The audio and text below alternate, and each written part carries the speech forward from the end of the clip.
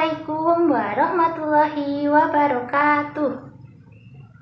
Selamat pagi anak-anak. Bagaimana kabar kalian pada hari ini?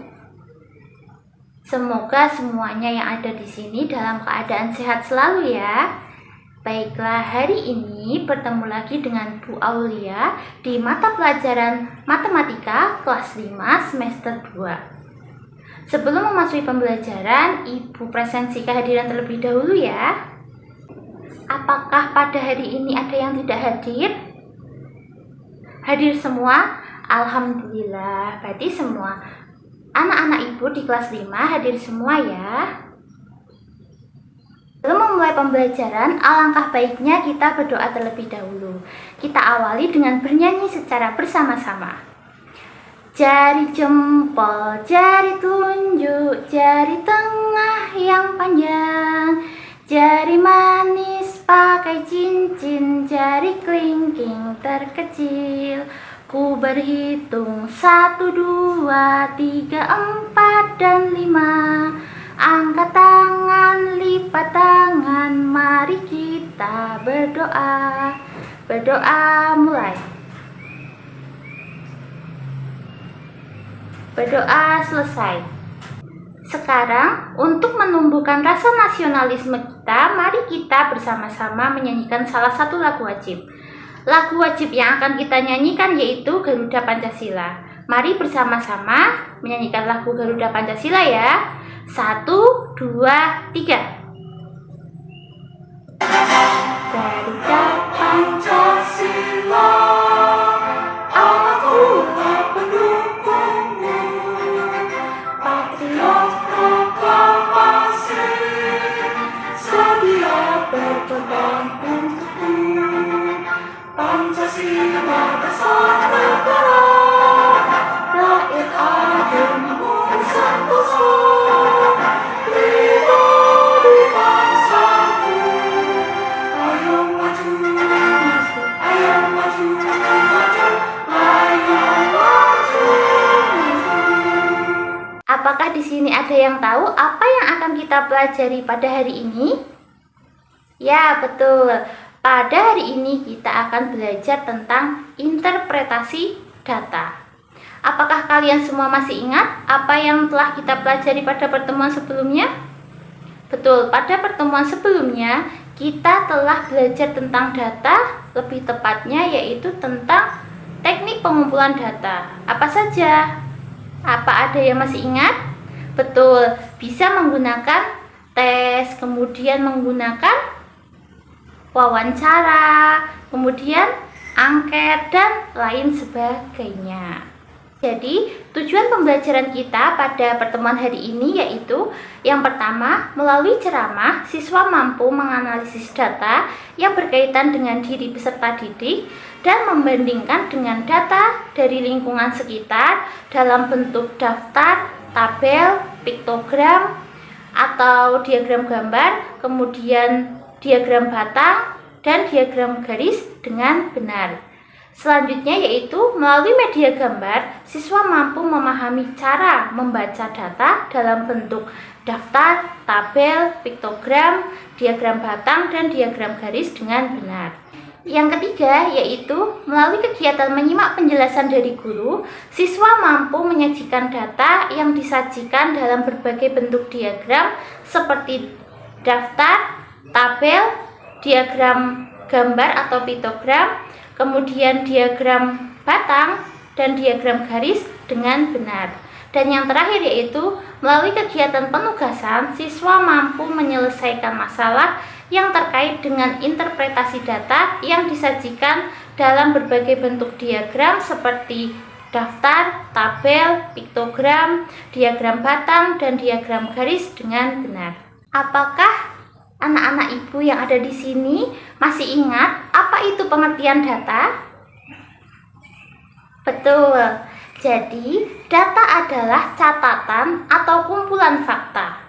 Data adalah hasil pengamatan atau pengukuran yang bentuknya dapat berupa angka, kata-kata, atau citra.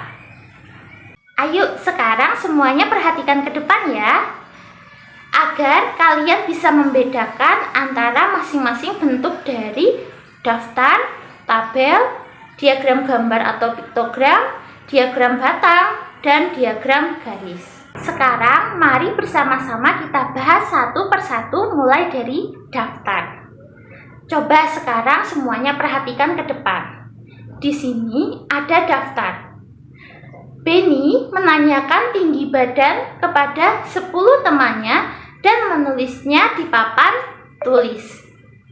Daftar tinggi badan tersebut yaitu ada 140, 150, 138, dan seterusnya. Sekarang ibu ingin bertanya, siapa yang dapat mengetahui mana tinggi badan tertinggi teman Benny? Ada yang bisa menjawab?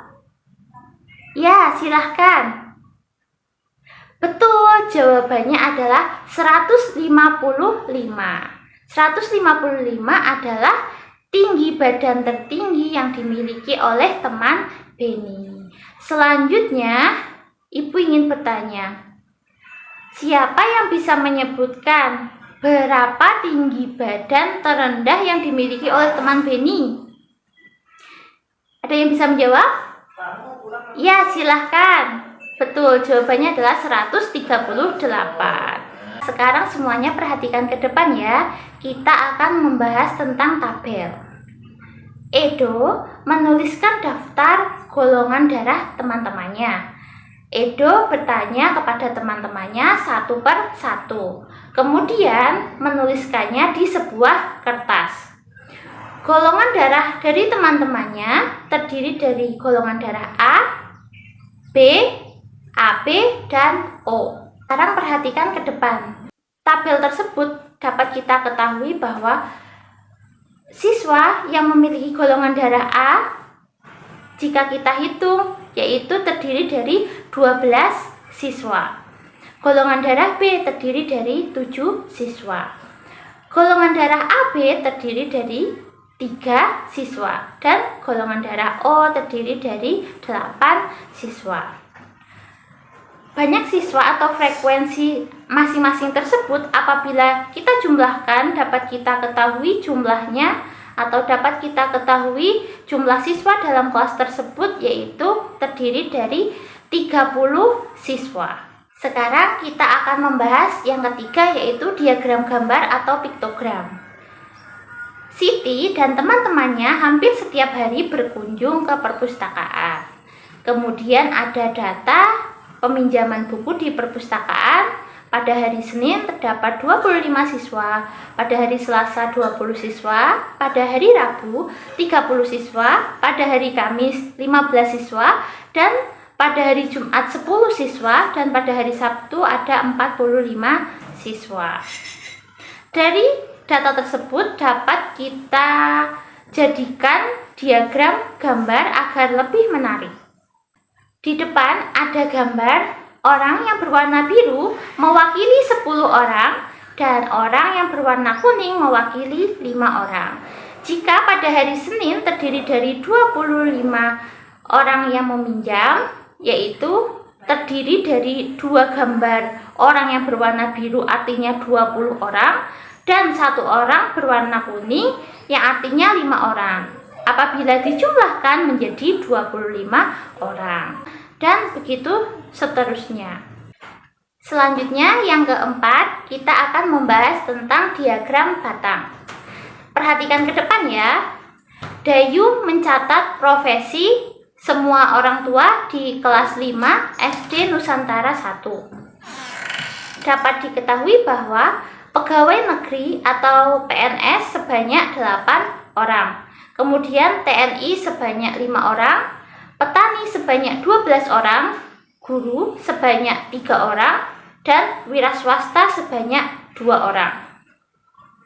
Kemudian jika kita jadikan diagram batang, akan terlihat seperti ini adalah diagram batang dari profesi orang tua siswa di kelas 5. Garis horizontal diisi dengan profesi orang tua dan garis vertikal diisi dengan angka. Kemudian diagram batang disesuaikan dengan profesi dan jumlah oleh masing-masing profesi yang dimiliki oleh orang tua siswa. Misalnya PNS, dapat kita baca dari diagram batang tersebut berjumlah 8 orang. Kemudian yang TNI berjumlah 5 orang dan petani berjumlah 12 orang dan seterusnya. Yang terakhir yaitu diagram garis. Perhatikan ke depan ya. Kita akan membahas diagram garis. Di sekolah, Meli dan teman-temannya akan melakukan pengukuran tinggi badan. Di bawahnya ada catatan tinggi badan Meli selama 5 tahun dalam bentuk tabel. Pada umur 7 tahun, tinggi badan Meli yaitu 125 cm. Pada umur 8 tahun, tinggi badan Meli bertambah menjadi 135 cm dan seterusnya.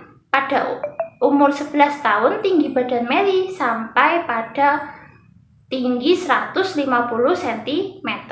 Kemudian dari tabel tersebut dapat kita ubah menjadi diagram garis. Sekarang semuanya perhatikan ke depan. Ini adalah diagram garis dari tinggi badan Meli selama 5 tahun. Garis horizontal diisi dengan umur Meli, kemudian garis vertikal diisi dengan angka atau tinggi badannya. Kemudian diagram garis disesuaikan dengan umur dan tinggi badan sesuai pada data. Jadi ini adalah diagram garis dari tinggi badan Meli selama 5 tahun. Dapat kita baca, pada umur 7 tahun tinggi badan Meli yaitu 120. Pada umur 8 tahun tinggi badan Meli 135. Pada umur 9 tahun tinggi badan Meli 140. Pada umur 10 tahun tinggi badan Meli yaitu 145. Kemudian pada umur 11 tahun tinggi badan Meli yaitu 150.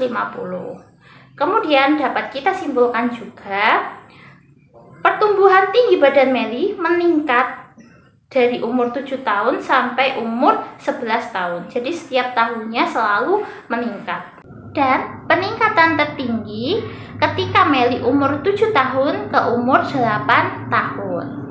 Baiklah, sampai di sini apakah ada yang belum dipahami? Alhamdulillah, semuanya sudah paham ya. Jika semuanya sudah paham, jadi dapat kita simpulkan pada pertemuan hari ini kita telah belajar tentang apa saja?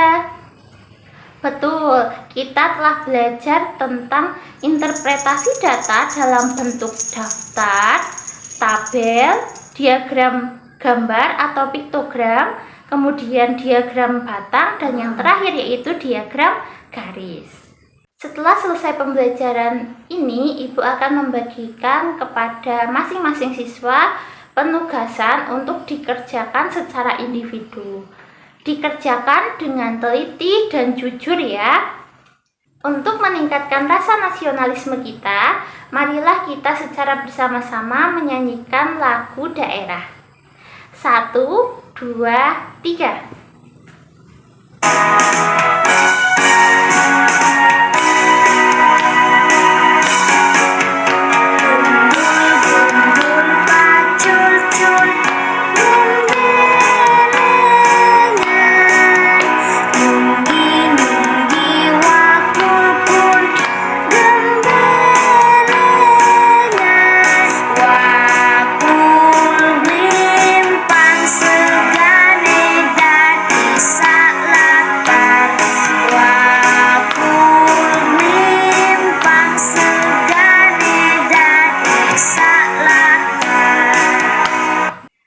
Jangan lupa tetap semangat belajar, kemudian sampai jumpa di pertemuan selanjutnya.